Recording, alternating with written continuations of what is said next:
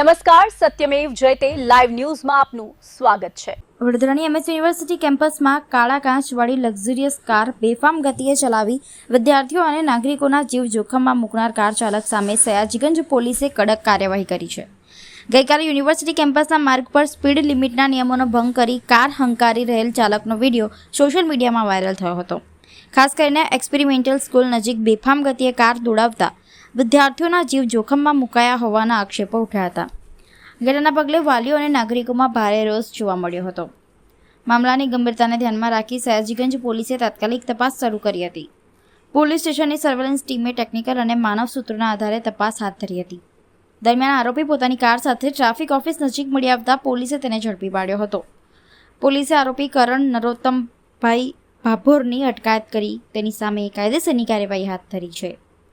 સમગ્ર મામલે વધુ તપાસ ચાલુ હોવાનું પોલીસે જણાવ્યું।